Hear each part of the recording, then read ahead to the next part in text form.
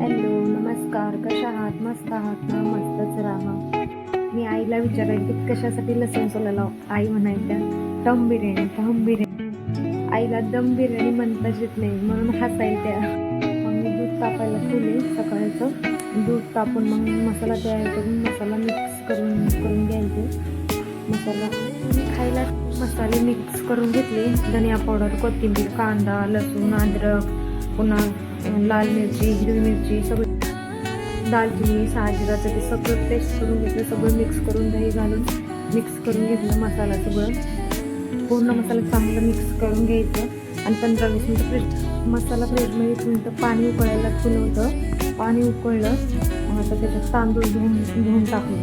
तांदूळ धुवून टाकून पाणी उकळायला ठेवून त्याच्यात साजिरा, दालचिनी, पुन्हा इलायची, तेजपत्ता, थोडंसं तेल टाकायचं आणि उकळायला ठेवायचं पाणी. तर असं कमुटकं रेसिपी सांगून बिर्याणी तयार झाली आहे. मला माहिती आहे तुम्हाला काही समजलं नसेल.